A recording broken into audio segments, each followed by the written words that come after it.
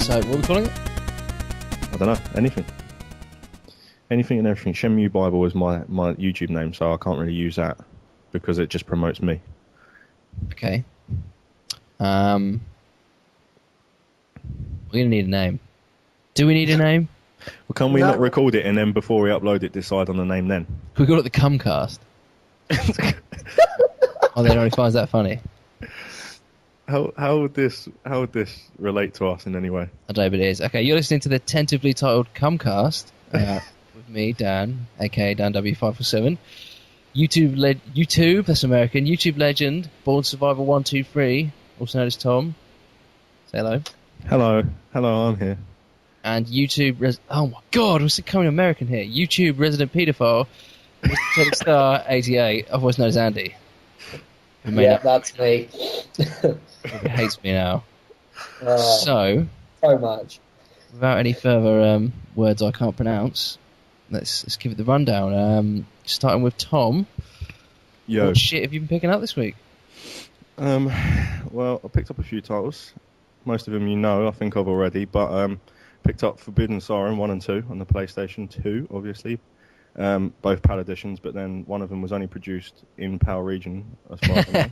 Doing his research. So as far as I know, it's going to only be PAL. I picked up Odin Sphere, along with Drakengard, number 1, and Megalomania and Corporation on Mega Drive. Oh, you actually picked up Corporation? Yeah, I managed to pick it up. Yeah, I won it on your eBay advice for 99p box. 99p. That's it. Don't let out the secrets here. 99p box and complete, my man. So yeah. Not a bad price then. Not a bad price. Maybe shortly. Now, Andy, I know you've been buying a lot of games lately, so yes, on as that. always. Basically, January is going to be the month of pickups for myself, but I've managed to pick up a RPG on the 360. Originally, the series was on the PS2. And that is Star Ocean: The Last Hope. I've put, I don't know, about 4 or 5 hours into it. It's alright. It's a not turn-based, the other one. Real time? That's the one. Real time. I can't speak, but yeah, it's alright. So what are you making of it? What you played so far then? Yeah, it's really good. Graphically, it's appealing, which is always nice. I like it. I think it's a really sort of distinct visual style, but I didn't. Yeah. Like, all the reviews didn't even mention that. It's got a really unique look to it. Yeah, it looks really cool. They just panned everything else. Apparently, one of them. Sorry. No, go on. One of the female lead characters, from what I played of it, I just remember had the worst voice acting in the history of mankind. Yeah, I can't remember her name, but I know who you're. She's got like pink hair or something. I can't remember. Awful. I think all the characters throughout the game, there's quite a few that suffer quite bad voiceovers throughout. This one is a stonker. It is one of the stonkers, but again, I mean, I bought that on the 360, and I put a good few hours into it. But I really am anti-space when it comes to RPG, and I think that's. You're trying to tell me you're spacist? I am pretty spacist. No, there's a lot of spice titles I do like. You love Square Enix, so why aren't you? You know. I do have it, but as I say. Fair enough. But, and I also picked up, I needed a controller, so I picked up a bundle of Pure, which is a Disney racing title, which is alright. Dude, I love that game. And Lego Batman, which my girlfriend seems to love. So is that like the 2-in-1 pack-in, isn't it? Yeah. See, I was going to pick that up when I got Pure, but I was just being really anal and had to have the proper box art and the proper manual, even though it meant I would have had a free game. I just couldn't do it. I'll share that. It doesn't have the. It's an illness. So that's about it for me. What about you, Dan? I'm going to talk about some Pure, and then I'm going to tell you what I've been Fair enough. Talk about some Pure. I love Pure. It's the guys who made it. I think it's like Disney Studio, isn't it? I don't remember. Yeah, Disney Interactive Studio. But they, it's just I don't, the whole 4x4 racing and BMX and trials bike stuff kind of. Came and went, really, didn't it? They don't really put out that many games like that anymore. But that one's just, I don't know, it's just awesome arcade gameplay. It's got really cool sort of terrain deformation and stuff like that. Everything gets fucked up basically as you're driving over it, which is always awesome. There's a really cool sense of speed, and the jumps are crazy as well. It's just And the mud and the dirt as well that flicks up on your clothes and right, it's just like a really cool attention to detail, and it's just the production values are just off the chart, and not a lot of people just really gave a shit about it. I think a lot of people dismissed it because it was Disney, you know. And because again, like I think that the quad bike fad and all that was kind of over by then. Yeah. And it's one of those games as well that you can pick up now for not shy of about £10. Do you know what I mean? £7, something like that. I've seen it going for. Yeah, exactly. And if you want a good multiplayer game, sports game, then it's definitely a game to pick up. And the fact that you, the further you go on and progress, I like the way you can upgrade and downgrade your quad, your style. Yeah, the customization was nuts as well. But they the next game they put out was Split Second. Did you play that? Yes. And that is fucking awesome. That's just immense. It's basically like Burnout on crack, really, isn't it? With the world's just falling apart. I mean, I've seen reviews of it, and it looks absolutely awesome. It really is. Again, like I don't know how well it performed, but it's just arcade madness. It is arcade madness, but it's got these incredible set pieces. Like there's on some of the tracks, there's instances where, or one in particular, just like a 747 plane just comes and crashes through the middle of the course, and you have to avoid it as it's coming down. That's the cool thing. I like that where that originates from as well. When you get games like I don't know, like Diddy Kong Racing, where I know it's a complete different game, but where you used to have stuff coming on and off the tracks, which you don't get that a lot in arcade games anymore. They have like obstacles that change throughout the laps, which I really like. Exactly. I mean, and that's the whole foundation of Split Second, to the extent that if you're collecting enough power-ups, I can't remember how you earn them, I think it's by boosting and drifting. If you're using enough of these abilities, basically, you destroy the enemies is one thing you can do. If you save up enough, you can destroy the environment, and just destroying the environment actually changes the layout of the course. So even if you've learnt the route from the first lap, it might have changed by the second one. And what's better than actually destroying the terrain whilst racing? That's two different games in one. It's great. It is. It really is. It's just an amazing sense of destruction. And yeah, again, I haven't seen anyone on YouTube who I watch, and I'm subscribed to about 30 people, and then no one's, to my knowledge, has covered that game, and I don't know why not. I know races aren't for everyone, but it's just again, it's dropped in price early as well, so again, it's another game that you can pick up and be one of those hidden gems, I feel. Right, and it's always guaranteed, really, that a race is gonna drop in price, because it's just the way that works, isn't it? Exactly. But what have I picked up is unless we're talking about Gran Turismo 5, of course. Unless I stand by my argument that Gran Turismo franchise, you know, it's Tom and I are currently having a argument, perhaps, over whether Gran Turismo 5 is going to drop in price anytime soon. I don't think it is. I'll say after Christmas it will drop. Within a month or two, it will drop significantly. Or okay, let's say it retails at $39.99 now. So how much is it going to be in February, beginning of February? I reckon you could get for a new copy for $29.99 possibly.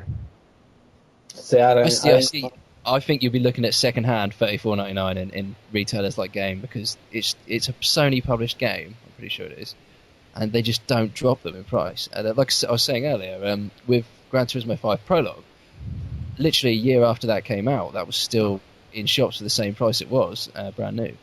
Yeah.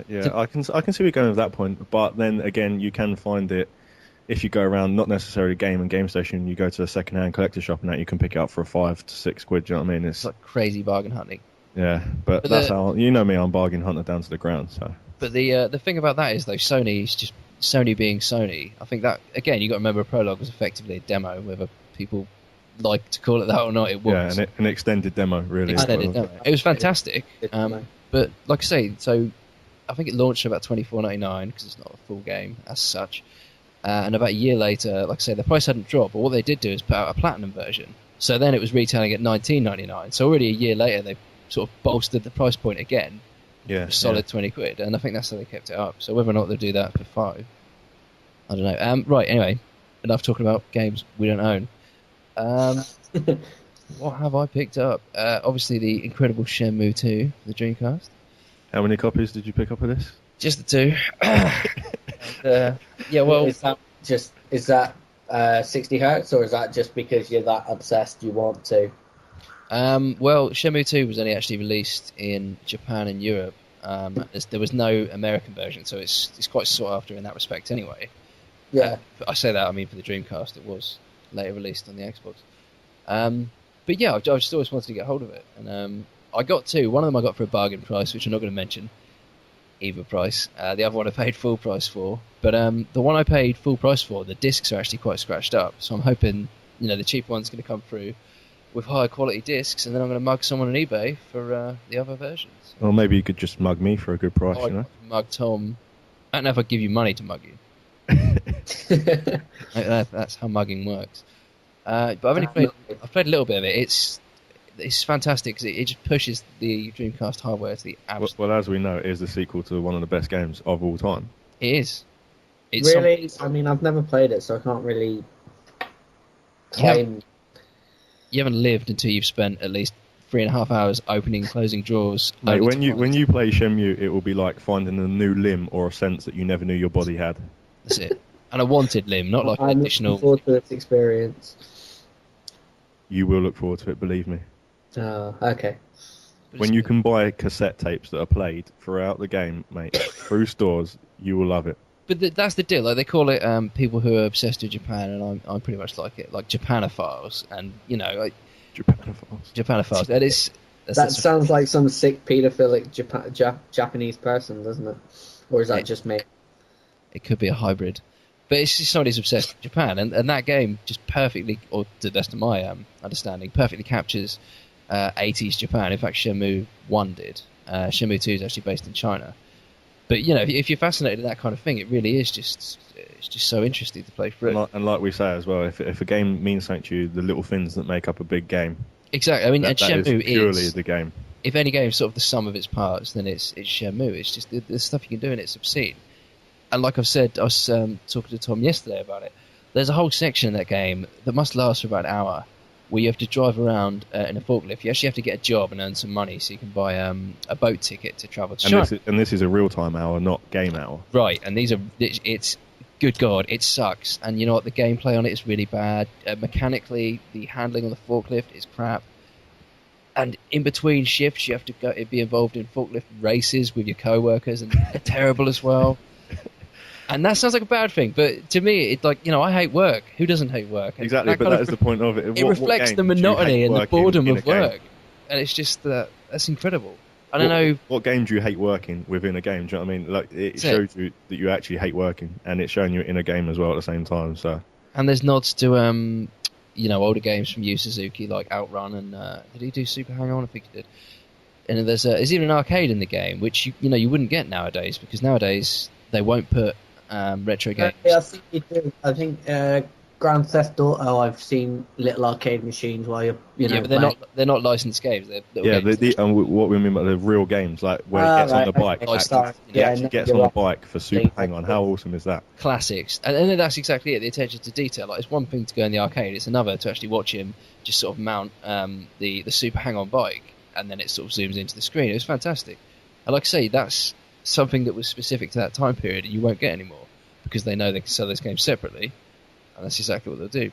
Yeah, man. Exactly. My waffling here. So let's loop it back round to Andy, since he's been a bit overshadowed by my constant blather. I was going to say to Andy actually. There's some news, isn't there, Andy, on your GameCube collection?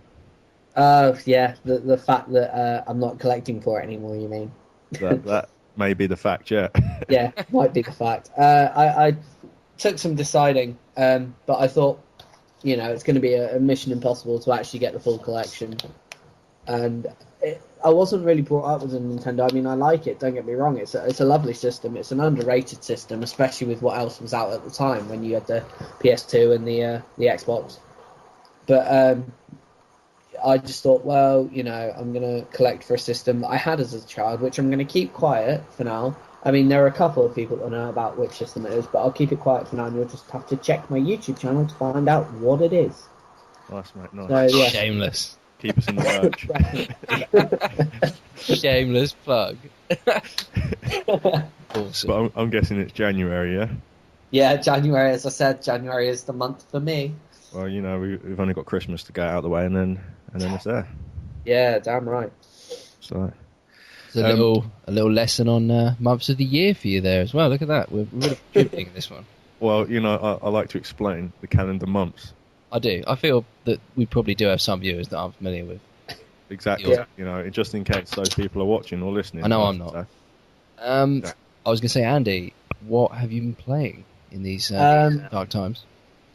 Well, in these times of having no money, obviously, as I said earlier, I've been playing a bit of Star Ocean. Also been playing a lot of Gears of War. Trying to finish that on Insane just for the achievements, I suppose. Playing a lot of Halo Reach. Recently been playing FIFA with Tom here and another YouTuber. I'm going to pronounce his name wrong now, aren't I? Spotting Flies, something like that. I don't know. I'm That's rubbish right. with Who we know is a terrible Charlton fan. it. Terrible. And when he hears this, he's gonna giggle his little 16-year-old pubic hairs off. I don't know. Oh, 16 in 6 days. Oh well, it's close enough. is he 16 in 6 days? Yeah. Yeah. He's proud to announce that to us. He's a proper youngster. I've also been, despite the fact the launch of Black Ops, I've also been playing Modern Warfare 2 and Modern Warfare just for fun, really, just completing it because, as we all know, Black Ops doesn't give you achievements when you We all do know this. certainly should get them. So yeah, that's what I've been. What about you, Tom? Yeah, well, I might have to enlighten on this in case anyone has the same problem or could help me. I'm all for completing the campaigns on every Call of Duty on Veteran just to complete all the achievements. And I slaved 5 to 6 hours over the last 4 missions, nearly suicidal, Yeah, we know. to finally complete the game and not be awarded the achievement. I then found out that I had to go back and one level lets you do the level without actually completing one of the missions, which I thought was a problem. Completed that, and it still has not given me the achievement. So I'm none the wiser to why I've not got this 100G achievement. I think I could inform you on why. You have to play through those levels consecutively. You Yeah. We was talking about this, weren't we? We were saying that's what I think it is. So you actually have to start from scratch and do every level again just because you've changed the difficulty like one time. I think I might kill myself if I do this. It's just the nature of the beast, my friend. But yeah, I mean, obviously that's what I've been playing through. Second Prestige on that now, and that. But I only played it really the first week because the second week, straight after my girlfriend picked me up, Assassin's Creed Brotherhood, which again I've been putting most of my time into, and the online is just absolutely amazing. It just blew me away. And you know a bit about it, don't you, Dan? You had the beta or the beta, how you say it? Yeah, right. On the online. Better. Yeah, the better. Yeah, it's really well developed, which is a surprise because like when they announced that game, I thought it was just going to be some cheap, tacked-on multiplayer add-on. I didn't even realise there was going to be a single-player campaign. Yeah. But from what you've been saying, that's really well developed as well. It's just going to be a multiplayer-based thing.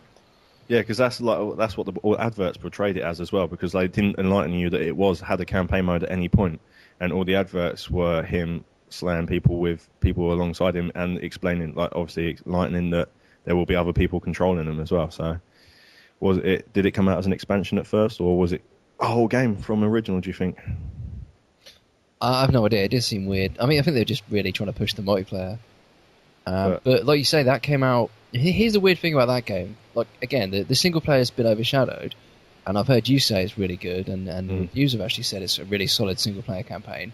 Bar the story, which apparently, I guess, I don't know if it goes nowhere, but it just doesn't have the impact that Assassin's Creed 2 had. Yeah, it is a bit of a drifty story, whereas Assassin's Creed 2 had more of a point to it. This one sort of drifts between in and out of just different characters, from number 1 and number 2, and then back to the modern day one as well, which you can exit to at any time. So there is no actual solid story as opposed to just running around doing side missions, if you call them. I don't know. So and it also, like, I just wonder how intelligent it was to put out their sort of, again, when they've been pushing the multiplayer, how intelligent it was to put that out right next to Black Ops. Yeah, exactly. I mean, that obviously Black Ops was my pickup of that week, and I didn't plan on getting Assassin's Creed, and then my girlfriend bought it, and I hadn't looked too much into their multiplayer, but there's loads of players online at any one time. I mean, there's thousands and thousands, and the ranking up system and the perk system and that. Although I suppose you can see where it represents Call of Duty, maybe like where they've got the perk system and that. It's unique to its gaming in many ways, and it makes it what it is, I suppose, online. Yeah, I mean, I think it did come out a few weeks before actually as well. But again, like this year, just like last year, and I'm no, it was last year, wasn't it? Modern Warfare 2. Everyone just got scared of it and pushed their games forward into the new year, and like I think that's happened again here because There's just a really strange lineup of big releases this Christmas, and most of the ones I'm interested in for the Wii. And Definitely. the Wii's not exactly competing head to head with the 360 and PS3 at this point, and it might do in a few months' time when Kinect and Move start to kick off, if they do. Do you think that's Wii's? Do you think we did, as you say? Do you think we did it to not release them at the same time as Call of Duty and Assassin's Creed, or do you think that is just generally they've decided that they need to start bringing out some bigger titles because obviously Xbox and PS3 are just outshadowing them at the moment? Well, I think the Wii sales have been on the decline for a while now, haven't they? But I just don't. I'm not a marketing guy, and I don't really understand it that well. But the Wii has sold absolutely millions and millions. I mean, it's probably the first or second biggest selling console at this point, or at least in the last couple of generations. And surely it reaches a point where you've just maxed out that market. Exactly, yeah. Unless you're. But the thing is, like with the Wii, it's a family console as well, isn't it? So women can use it for fitness and like older men for working, everything. Really. And it made its own market, the casual gaming market, and that's why Kinect and Move exist. So I don't think that the Wii has any. It's irrelevant whether Halo launches that week or Black Ops launches that week. Yeah, I don't think it's competing as such. Exactly. The people who have those games, or the people who are interested in those games, the diehard fans, probably aren't Wii, hardcore Wii players. Yeah. But I am. Are you a Wii fan, Andy? Yeah. I mean, I think, as you said, it's for the family market, and with the titles that are coming out, I really want to pick one up.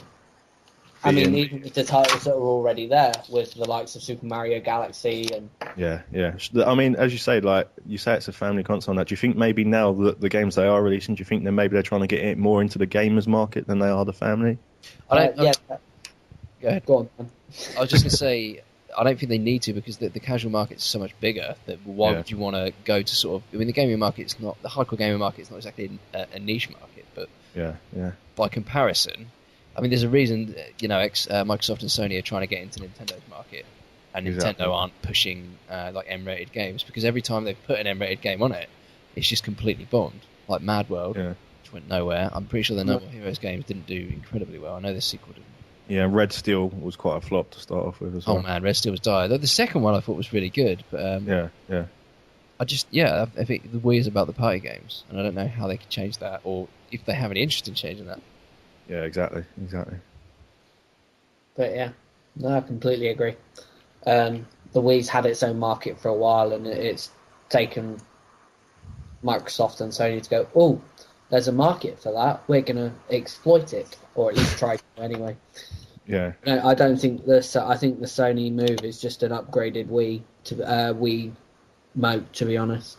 I think like the bigger issue for me with those, I mean, I think Kinect is like a fascinating bit of technology, but Move, like you say, it's effectively an upgraded. That is literally what it is, isn't it? I mean, right, and for all intents and purposes, that makes it superior because, well, it is super. It's literally superior. It's got one-to-one response time, which is what people wanted from that. But at the same time, the Wii is the Wii straight out of the box. The PS3 and the Xbox aren't Kinect and Move out of the box. You've spent another £100 or whatever it is to get those peripherals. And the Wii as well is obviously printed with the Nintendo logo, which is a big thing to a lot of not necessarily hardcore gamers, but mainstream gamers. There's a lot of Nintendo fan base out there as opposed to... And they've got rapport with family. Sony, to most people, if you're not interested in the PlayStation consoles, then Sony make TVs and VCRs. Like Nintendo make family games. I probably shouldn't have said VCRs either. I'm old. No, obviously the brand, as you say, the brand is a thing. Like my brother, he's nearly 40 now. He's not a gamer, but he's played games all his life, and he's a PS3, and he's a diehard PS3 fan because he's like, I support Sony. That's it. Sony. I mean, me too. I was brought up with, I didn't have a lot of Sony products because they're pretty expensive. But when they came out of a console, I just, you just kind of thought, wow, that's going to be amazing. And as it exactly, I remember seeing. That's the first console I ever owned. Actually, was the PlayStation. The PlayStation was just phenomenal. You say the PlayStation, I can remember now. As I was just going to say, I can remember going in. It was Curry's. Curry still runs now. Is Curry still a business? Curry sadly still exists. Yeah, I remember going in there. Bane of Dan's life. I remember going in there in one of the old Curry stores that's not even there anymore, and it had a PS1 set up playing it the year it came out, and it had a football game on it. Must have been FIFA of some description. I thought it was the most amazing thing because the last game I saw from that was the Super Nintendo. I hadn't seen anything from there the Mega Drive, Super Nintendo, that sort of thing. But I mean, I didn't really dabble in 16-bit era, is it exactly. right? I went from 16-bit straight to the PlayStation, and it was just a big jump. It was complete different. I didn't know what it was. Do you know what I mean? It was one of those alien technologies at the time. That thought, how can it? Obviously not now, but it looked real at the time. Do you know what I mean? You thought, oh my god, that is actually real footage there. That surely. Exactly, it's an absolute powerhouse, wasn't it? And the funny thing about it is, like I said about a console from Sony, sort of got me excited at the time. But if you think back to then as well, there was Philips and Panasonic were making consoles then, and they completely bombed. Exactly, yeah. But there was still this weird, or at least from my perspective, a weird optimism towards these big, electronics companies having the potential to make really good gaming consoles. Exactly. But obviously Sony were the only ones that accomplished it. Exactly, and as you say, did you say you had a Sony Mega Drive, or Sony made a Mega Drive, did you? No, I can't remember. There's loads of people. JVC put out something called the XI. So I think that's just crazy that it's just a branded different console. You know what I mean, and what other consoles have really done that in their time? I've been branded by other things, but there's a few. There's not many. Sega just, towards in the mid-90s basically, or on the 90s basically, were just rampant with releasing everything they possibly could. Yeah. I remember they had the Wonder Mega, they had the XI, everything. It was just I see. I mean, I originally grew up with Sega. My first console I ever had was my Game Gear, which I was about 4 or 5 when I got that. And then from an upgrade to that, I went straight to the Master System. I mean, those are the first 2 consoles I grew up with gaming, and that was, as I say, as young as I can remember. As an ironic upgrade, I think the Game Gear is actually like more powerful and has a... Yeah, well, I mean, I was, as I say, 4 to 5. Yeah. I didn't have a decision in that. But I think it was the fact that it seemed like an upgrade for the fact that I was actually playing it on TV, and I thought it was the most amazing thing that I could see that on TV at the time. That is such a massive deal. Like you've seen my videos where I've got loads of handheld consoles, and I do like them, but to me, nothing ever beats playing it on the big screen. Exactly. Definitely not. But I suppose while you're on the go, it's good. Exactly, it's good. It's good for what it is. I was going to ask you guys, since people like Call of Duty and you guys like Call of Duty, and you've played a lot of Black Ops. I haven't. Okay, you know what? Good for you, man. I'm a bit behind. Yeah, I know you're a guy who likes to play Call of Duty Black Ops. I've played it a lot. I'm a fan. Opinions? I have opinions. Yeah, I have many opinions. That's brave in your opinions, Tom. Well, obviously I'm a diehard COD 4 fan, Modern Warfare, the original. And up until Black Ops, World at War, and obviously Modern Warfare 2 come out. And while they were amazing for the first couple of months because they were the new one, I always seem to drift back to COD 4, unbelievably. And even up until release of Black Ops, we was literally playing COD 4 every night. Well, I say every night we was playing it. It would have been COD 4 that we opted for. But it holds strong. I mean, obviously, it's a Treyarch production as opposed to Activision. But they've really pushed the boundaries out of this with like the personalization, everything, like with the guns, the sights, the camouflage, the name down the side of the guns. And I think they've literally looked at everything that they made in their last one, and they've literally looked at everything that Activision made within the Modern Warfare games and just tried to expand on it, sort of thing, and put it all into one and carry on expanding. Which they've done well, and obviously the Nazi Zombies is good, where they've got the third person one in this one, so it's more like an arcade one, the Dead Ops one, which is really quite fun to play as well. But yeah, it's good. It's a strong contender in the series of Call of Duties. Personal opinion, 7 out of 10, I'd say probably. He's rating it. 7 out of 10. See, 7's that's not crazy high rating, and I've noticed the feedback from websites has been in sort of 8 out of 10 regions as well. Yeah. You love these games, and I enjoy playing them, and I haven't been hardcore dedicated to any of them. But every time I play them online, I have a good time.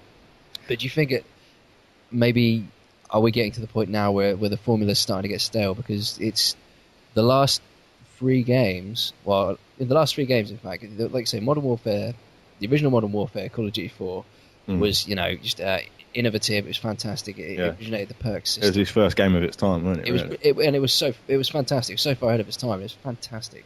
But since then, they've followed that blueprint very closely with World at War, and then Modern Warfare 2, and now again with Black Ops. I mean, I don't know if obviously where it's such a massive seller when they first. I don't know if they were scared to maybe opt away from like you say, the original blueprints. I don't know if they think if we change anything, is it absolutely going to ruin it? Is it going to flop, sort of thing?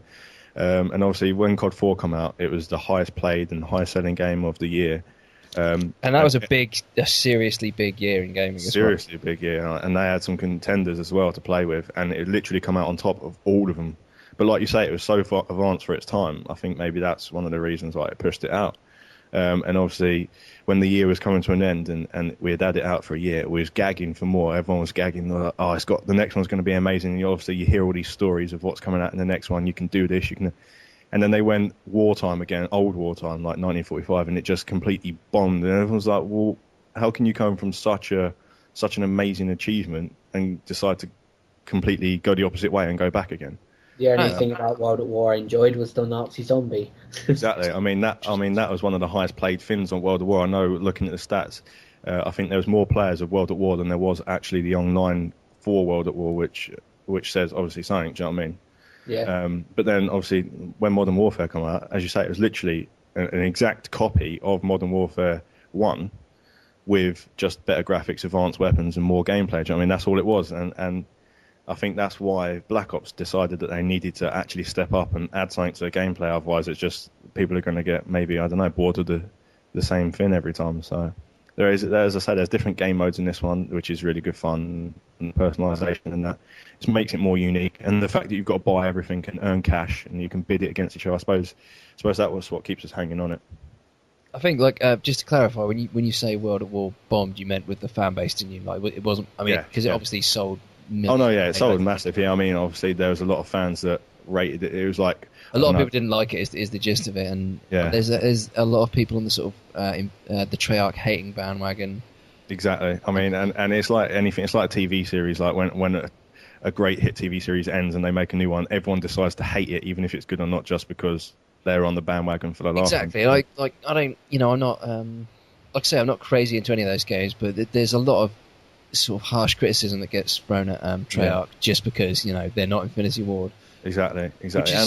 And you say that about me giving it a 7 out of 10 and that. I think as well, I put, as you know, I put two straight weeks off work into it, and I absolutely loved it. I think the tedious amounts of hours I put into the campaign is what lowered my thing just to not get that achievement. I mean, it might be something petty that everyone else doesn't suffer from, but it killed me off. So that might be the reason why my rating went down a bit. But also with like in regards to, I don't know if you know this, but in regards to World at War, that most games, as you probably already are aware, tend to have like a 2-year development cycle, especially when they're made by Activision. Exactly. Yeah. So basically, World at War was already being developed when Modern Warfare. The original Modern Warfare was being developed, so they had no idea that they'd moved on. The other development team had actually moved on to a sort of modern setting. Yeah, exactly. So once that game, and there's the general consensus is once Modern Warfare got released, Treyarch kind of looked at that and shit their pants and thought, oh, Jesus Christ. Yeah. Which is why the perk system's in it, because, they effectively just changed it. Because I imagine they were using the same tech, and they just switched it over, and it became a sort of carbon copy, but in the World War setting. I think as well, the campaign mode on them is a big thing, because I know a lot of people buy them just for the campaign mode, just to see what the difference in it. And I like what they've done with Black Ops, where it jumps from time old war to modern war to Vietnam, and you've got a bit of everything, which is pretty cool because it caters for everyone. But it's the most confusing story out of all of them, and the ending is not confusing at all, and it didn't need to be that confusing the whole way through the game. I don't feel, just to reveal the ending. You didn't expect the ending, but you could have made the game a lot more simpler storyline to follow, to give the ending it did, sort of thing. Well. But that's my views on Black Ops. So, as our head honcho of Call of Duty Black Ops, but I'm not a hater. So as I say, I'm a fan. Right, yeah, like I say, I mean, I just don't understand quite, because the two of the lead guys, Zampella and West, have left Infinity Ward now, or were fired, whatever it was, and I think they were the founders of the studio, weren't they? They're responsible for Call of Duty 2 and then Call of Duty Modern Warfare as well. Yeah, and there's also sort of concern with the fan base there that maybe they were behind the influence what made this. Although, I know to begin with, I think that's reasonable. But if you think of how big that development team is, exactly. I mean, they had 700 strong working on it. At this point, do you know what I mean? For weeks on end. So, I mean, as you say, they've got the foundation, they've got the blueprints there. So, can it really flop because 2 people have left now? I don't know if it's going to affect it. But I mean, those guys did have a good track record, though. And they've gone on to make, is it called Respawn Studios now? Yeah. They're going to make their own, we assume, first-person shooter. So, here's the thing. As it stands now, I think a lot of other people actually left Infinity Ward because of the way Zampella and West were dismissed. So you've actually got a large part of that team no longer there. Yeah. And so in a sense, the Treyarch team now have probably, because they've got the same staff members, have had more experience with the Call of Duty franchise than what's left of the Infinity Ward guys, with, I assume, all the new team members to bring it in. Yeah. So, and not only that, but I think Activision are really looking to sort of rinse out the Call of Duty name now. But like you say, I mean, they're going to have the fan base all the time. Activision have got haters for Treyarch, you know what I mean? And that's what they're always going to have. So, I mean, whether it flops or not, I think they're going to always have the fan base that will stay strong to them in the long run anyway. It seems weird. I mean, like, Call of Duty has just dominated first-person shooters over the last few years as well. There's been nothing that could step up. I mean, obviously the Halo games, but that, Halo's already established. But there's nothing new. And that mag that you speak of as well on the PS3. Yeah, I mean, mag's a really fantastic game. It's a PS3 exclusive, and you can play 256 people online, and that's that sounds pretty awesome as well. And I know that there's a massive fan base out currently for the new Medal of Honor online. One of my friends who plays it, he was a Call of Duty obsessed head, and he's gone straight over to Medal of Honor, and he says it's 10 times better. The online features and that, he said it outweighs Call of Duty in so many ways. But is that, I don't know. As I say, I've never played it, so I can't rate on it. I'm not gonna. Maybe it's a discussion point. I could rant on Medal of Honor. I'm not going to. I think we should gear this towards some more retro games since we've been. Yeah. Going on about Call of Duty for some time. Is there any? Let's just throw it out there. Is there anything you want to discuss? A game you think needs some mad props, needs some respect? Powerpuff Girls, anybody?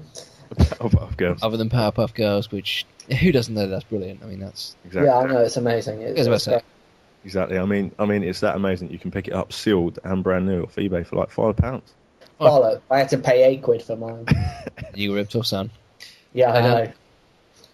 I can only throw something out there. So we've been playing, all three of us, in fact, a lot of Pac-Man Championship DX. Yeah, we have. On Xbox Live. Yeah, and this game's fantastic. I'm going to let you guys talk about this, though, because I've waffled quite enough. And Andy, you take it away, mate. Hit me up, Andy. Tell me why you want to buy it. Why I want to buy it. Or why people should buy it, in fact. Why people should buy it. It's visually stunning. Absolutely. Especially if you're playing in the old HD. It's visually stunning. The new HD. Huh? Any HD. Yeah, old or new. Old HD, old or new. Whatever HD you can find. In fact, I'm going to boot it up now just so I can talk about it.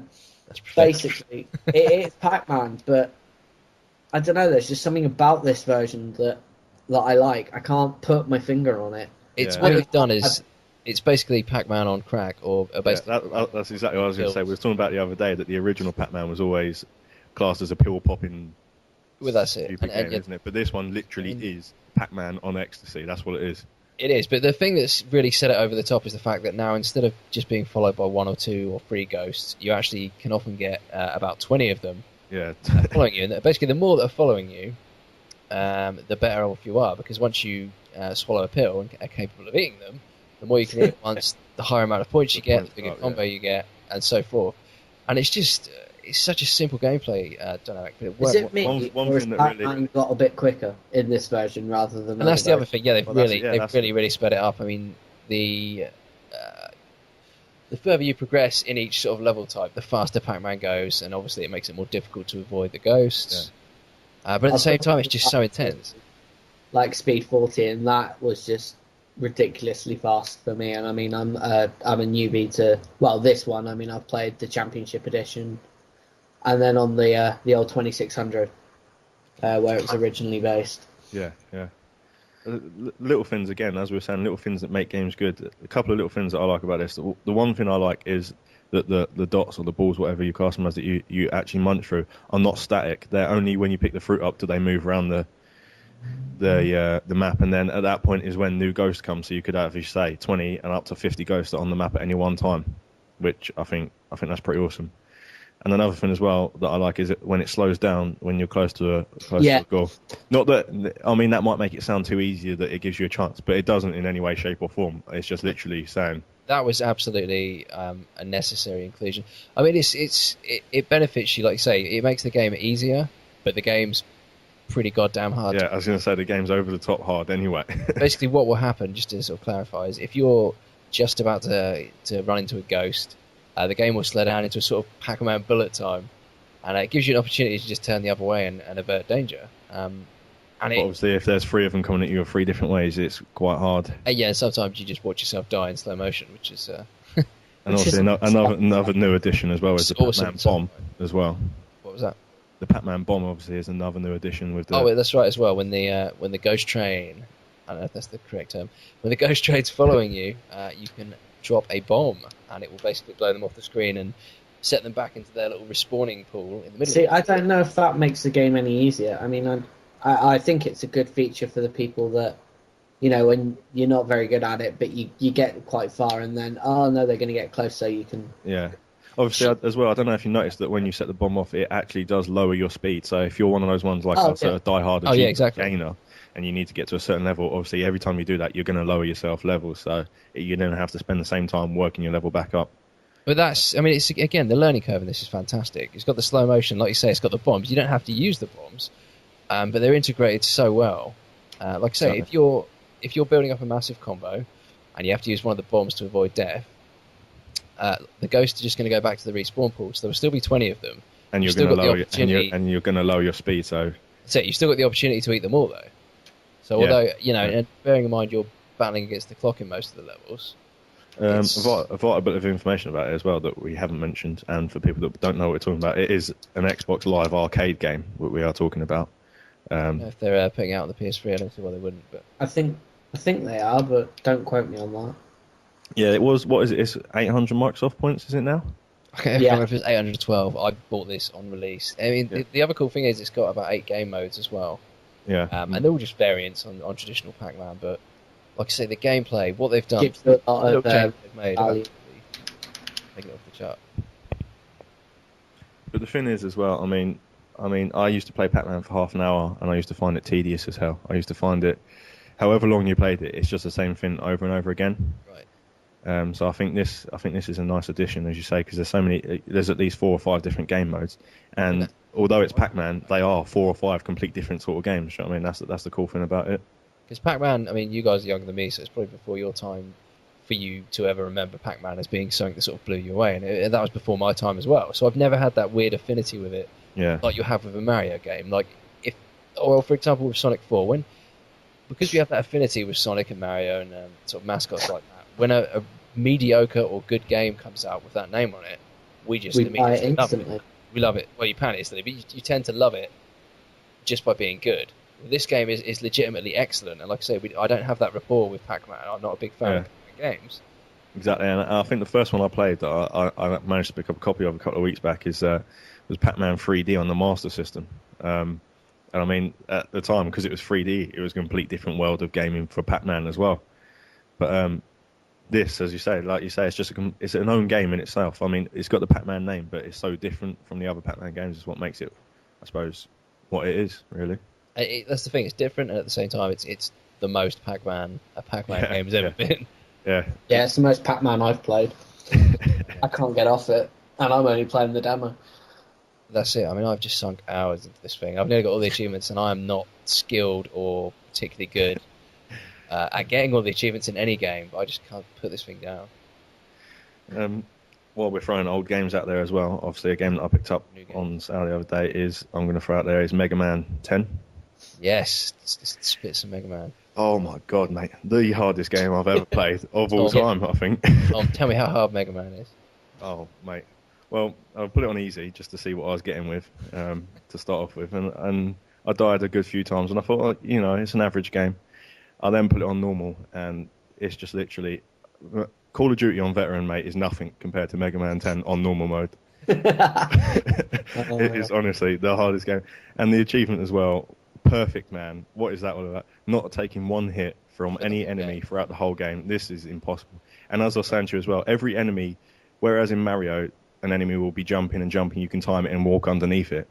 These ones aim to jump at you. Whether you walk underneath them, they will then jump backwards to come to you. So you can never avoid them. You have to think of a rhythm, or as you say, like their own way to get past them. And that's what makes it exceedingly hard as well at the same time, because they aim for you, as opposed to Mario, where it just drifts off the screen. These guys actually aim to kill you, and every enemy wants to hurt you, basically. That's right. I should mention that you're a relative Pac-Man virgin, so this is the first time you felt the pain. Not Pac-Man. I'm sorry, Mega Man. Mega Man, yeah.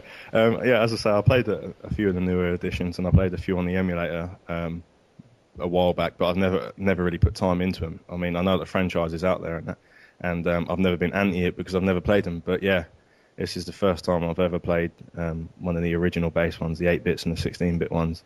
But in spite of your sort of, in spite of the punishing mentality of that game, are you getting into it, or is it just making you think? Oh yeah, I love it. I'll sit there. Last night I sat there for 2 hours, and I still didn't do the one level that I'm stuck. I haven't even done one level on normal mode, and I sat there for 2 hours last night, and I didn't get stressed with it. That's the thing. Like Call of Duty, right. I nearly smashed my whole living room up, but I don't get stressed with it. I'm doing the same bit over and over again, and however hard it is, I don't seem to be getting my anger out on it. I don't know if that. And also, the more you play it, each level, each stage, the better you'll actually get. Exactly, yeah. I mean, I've probably put about 5 hours now into the first level, which I still haven't done. But I know, like, the first 5 to 6 scenes, I know how to get through them perfectly now, straight away, without getting hit. And as you say, that is practice. Maybe you just need to put a hell of a lot of practice into it. It is. It's a lot of it's memory based, and like I say, there's exploits. You know, you can keep going back to a previous part of the screen so the enemies respawn and exactly to get that bolts. A few little hints on that you was giving me the other day did actually help. And like earlier on, I fell on the spikes, but where I'd just been hit, I had like that 2-second flashing invincibility thing, and I managed to go off and get through to the next bit, which is pretty cool. But as you say, you have to find them, and you have to find the little flaws and that, don't you, to get you through to the next bit necessarily. And currently, it's on the Xbox Live Marketplace for only 400 Microsoft points, which I think that is where I picked it up. That's also why I bought it, thinking he's getting himself a nice, cheap, easy game, cheap achievements. Well, originally, as I say, I put on 1,200 to buy a game, and obviously they had Christmas special deals or whatever it was of that day, and I managed to pick up 4 games for the price of one. So I mean, would you like to explain to any potential listeners your theory on purchasing Serious Sam? Serious Sam. I love Serious Sam, mate. I'm a big diehard Serious Sam fan. You were committed to buying it when it was 1,200 points, but then what happened when you realised it was only 400? Well, yeah, that was initially I uploaded the 1,200 points to buy Serious Sam HD.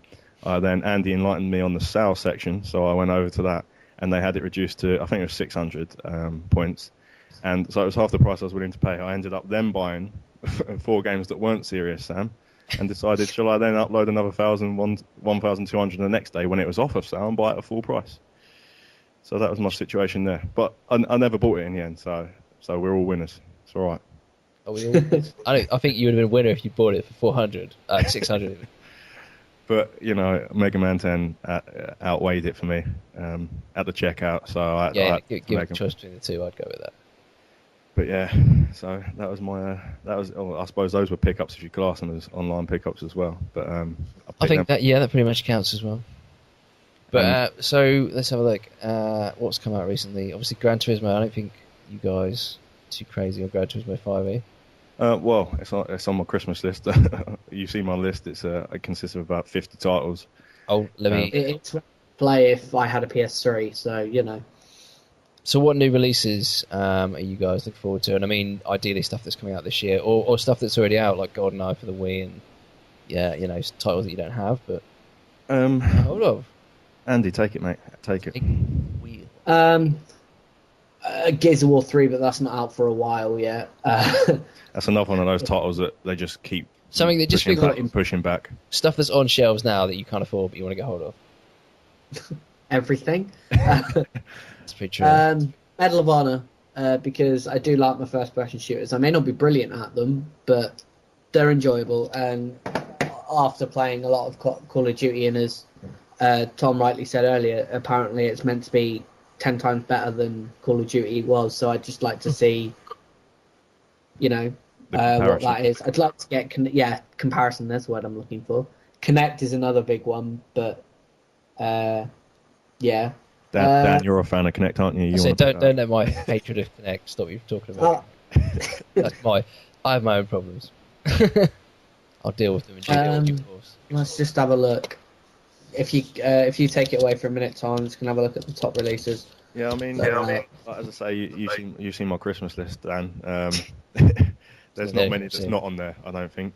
But obviously, oh, no, yeah, okay, go on, keep going. I was just going to say, obviously, explaining how big of a first-person shooter fan I am. Obviously, that represents from being a child from playing GoldenEye. So, I mean, this was a massive release to me that I want to pick up.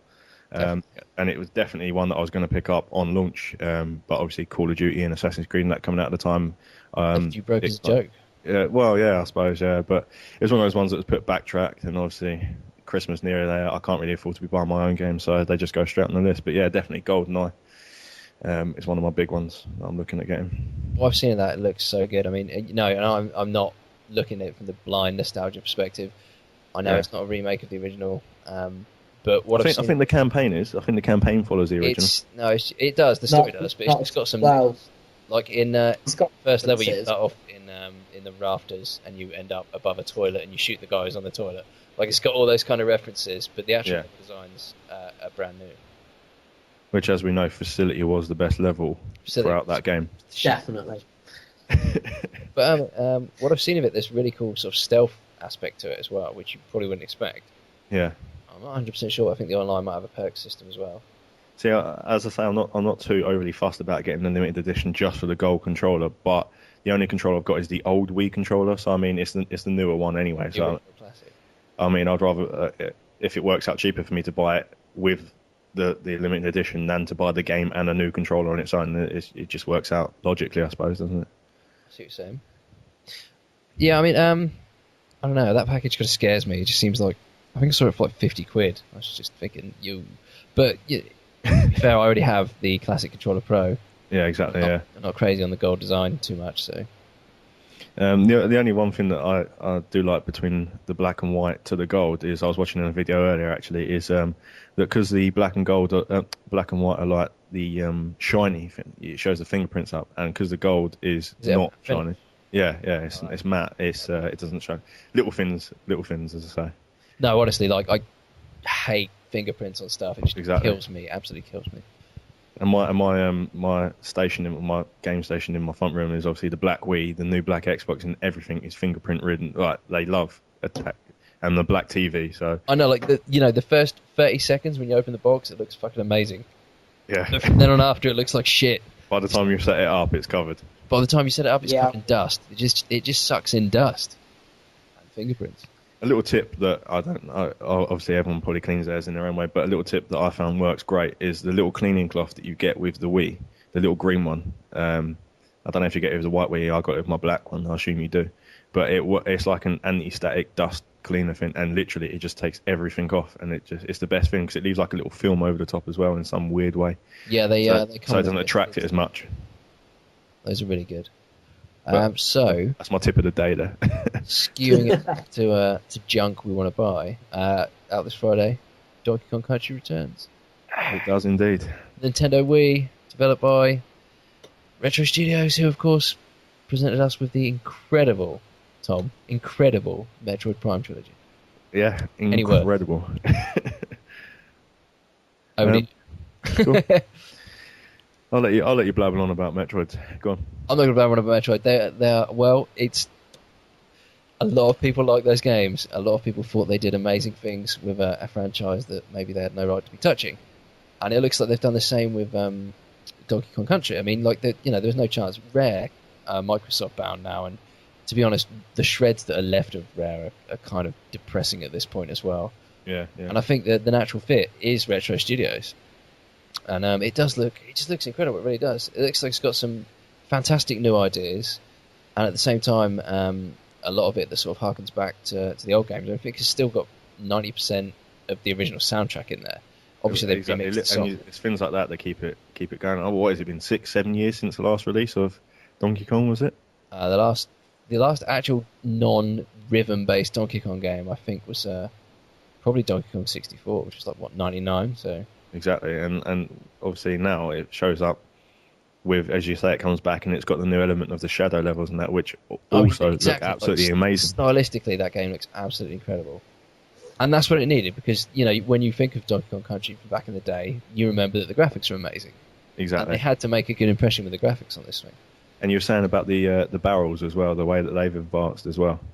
Yeah, I mean, there's this just new stuff they've done with the barrel. I think there's some missions where you just have like a rocket barrel, and you have to just fly around avoiding obstacles on that. And it's got the minecart missions. Just Which is always good fun. The only thing they didn't put in there was the underwater levels, which is kind of a bummer. Although I heard a lot of people didn't like those. I really enjoyed them. Yeah, I didn't mind them. I mean, if you're comparing it to Mario, the underwater levels in Mario, I think, are the worst underwater levels of all time. Like, I just hate them. I think Sonic could top that. Oh, Labyrinth. yeah, Sonic and his lack of fucking air bubbles is just. Yeah. Fuck I want me. him to suffocate. Mother. Yeah. No, I know the feeling. But yeah, that's not really a big thing anyway. It's just, but yeah, it just looks incredible. I can't wait to get my hands on it.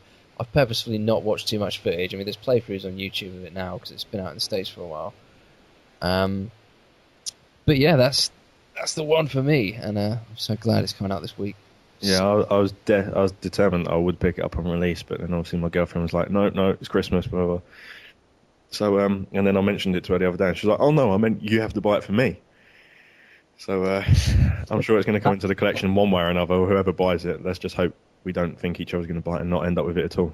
It's just one of those games that, like, and I like playing sort of feel-good games, but it's ideal that that's coming out right around Christmas as well. That's just exactly perfect. I just really look forward to sitting down and playing that over Christmas. It just seems perfect to me. And also, it's cool that they released, Sonic Colors as well, which looks to be fantastic. It does look to be fantastic in the same sort of vein. I mean, like, for It's the reviews, like- there's still Sonic a 8. 3D release. I use that loosely because there's only 3D elements in it, but it's finally a 3D release that hasn't flopped. As of yet. Well, in terms of, As of yet, but I mean, from what I've seen, I don't in think terms it of will. fan feedback, I don't like. Looks good. One of the guys of Sega was saying that regardless of what they make, if they put the word Sonic on it, it's going to sell, which is, evidenced by the fact that all those other pieces of shit they've been making for the last 10 years have been selling quite well. Yeah, I Yeah, mean, no. as you say, I like they've gone with the 3D thing, but they put other elements in it as well, and I like the look of what I've seen of maybe the drill thing where you go through the ground and you direct Yeah, the him. colours, the sort of the powers and that. I mean, I don't know a great deal about it, but And the way that you can freeze frame it and basically align your line forward where you're going to go and just shoot off. yeah, I've actually seen that. That's pretty. That Cool. looks pretty cool as well. I mean, I don't know if it affects the game in any shape, way, or form. But Also, from what I've seen of it, I saw a quick look of it on Giant Bomb, and the soundtrack is just fucking awesome. It's just cheesy pop music, and Unlike Sonic 4. it's just J-pop without the lyrics, which is kind of which is great. And just quickly avoiding that conversation, saying about the soundtrack, I think that's another thing that hooked me on to Mega Man 10. Oh man, Mega Man's renowned for awesome soundtracks. It's just the soundtrack just now stands awesome at the same time. That's how you can distinguish generally a good Mega Man game from a bad one. If the soundtrack sucks, the rest of it fucking sucks. Yeah, exactly. So, and quickly touching on as well, games that you say we played recently. We was playing through Silent Hill 3 last night. Yes, we were 7 years on, and the camera has not aged well. But like once you switch it to the 2D controls, it was we found this better. to work a charm. But and I was saying last night that it goes to show how far that sort of series has fallen, because that game is still phenomenal. And when you was comparing them to other survival games like, as you say, Haunting Ground and Resident Evil and that, although they're good games at their time, they are good games, but the production values alone of Silent Hill 3 just literally shit from a great height on all those other games. Exactly, yeah. And the graphics, as you say, 7 years on, and the graphics were even down to the outfits and the detail.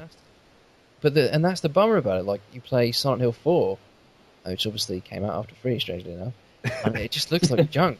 I mean, it was developed at the same time, I think, by a different developer, but ever since 4, it all just seemed to fall apart for that franchise. And I do like the PSP edition I thought was really good.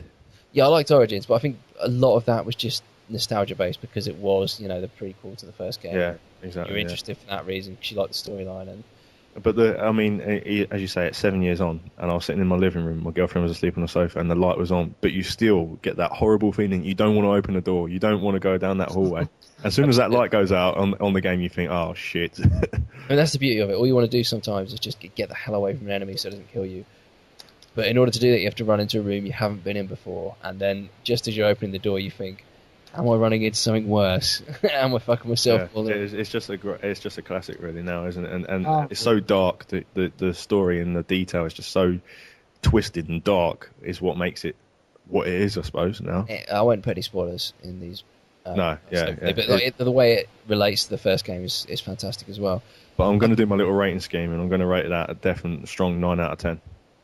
Thus far, It's far. I was going to give it an 8, but as you say, I'm a Silent Hill fan anyway, and the only one I really touched upon was 1 and a little bit of 2, and I think it's the best one I played personally. I think, like, to me, 2 is probably the best in the series. I think a lot of people think that. But yeah, you definitely need to play through 2. I will say that much. Yeah. But it'll be interesting to see if we finish. If we finish playing, I know what you said there, man. I said I think I'm going to have to play some more games so I can talk more because I'm being rather quiet this evening. Oh, that's it, man. What was I going to say? Yeah, it'd be interesting to see if you play through number 3, which if we get to generally finish it. people believe is not quite as good as 2. It'd be interesting to see which one you prefer. Yeah. Because I mean, it may be that you prefer 3 because it's the first one you played, on the PS2. Exactly, yeah. I mean, as I say, I did touch upon number 2. I did put it in to start it, but it was really more of a test to see if it worked and the sort of thing. And I think this is when I first really started my collection, and still it was kind of, do you know what I mean? It wasn't now generation gaming, so I think that's probably why. But if I went back to it now, I'd probably, as you say, I'd probably get straight into it. So I will definitely, as I say, when we finish Silent Hill 3, maybe we can then work on that, because I know we've got a few other games planned with Forbidden and that turning up. So yeah. Well, should we look to wrap this up? I think we should, yeah. I think if anyone's decided to listen, and if anyone's decided to listen on this long, I think they might start getting a bit bored by this point. Or cutting themselves. Achievements, I think, for that. Yeah. If they still on to 1 minute 15, they unlock a secret achievement on the Xbox 360. I've heard. You know, we should have said at the beginning of this video, it was like we're giving out DLC codes at the end. Yeah. And they make it impossible to skip ahead somehow. Well, we'll have to do that in the next video. Awesome. Well, I think they know now because we just said it. Yep. We've got some DLC codes for all the new games. Right. That we'll be giving away in the next video, in the next podcast. So stay tuned. Tom is responsible. Board Survivor 123 is responsible for your disappointment. I am responsible, but I am supplying them off Dan W547. So if he doesn't supply them to me, then I'm afraid I can't supply them elsewhere. No. I'm not claiming any responsibility for any of it, so can't blame me. Hey, so but as you say, like, obviously, if we have got any listeners, obviously it's great anyway, and we've got a few plans for this that will keep you entertained, hopefully a bit more, for the upcoming podcast that we hopefully got planned. Yep. So any parting words for anyone? Well, just obviously keep checking on all of our channels. We'll keep updates coming for if we do next podcast, and obviously the pickups we spoke of and gameplays. Hopefully we'll try and get some videos on. If there's anything that's interested you, if there's anything that specifically interested you and you want us to do a video on, then give us a shout, any one of us. So we're all in contact. Also, obviously it's the first time we've done anything like this, but if anyone else wants to join in the fun, that'd be awesome. We'd like to get a guest here and there to come in and put their words in. Exactly. Of what they view on the games and stuff like that would be Talk great. Some smack. Exactly. Shoot some smack. Let's be honest. Insult Andy, that sort of thing. Enjoy recreational. Yeah, I've got. Andy, I'm gonna let you say the last words here because I slated you in the intro, which you may remember. Probably did. I've just reminded you. So. Andy's parting words. Thanks for listening, guys, and go check everybody's channel out except Dan's because it's a pile of 60 hertz crap. But otherwise, yeah, that's about it, really.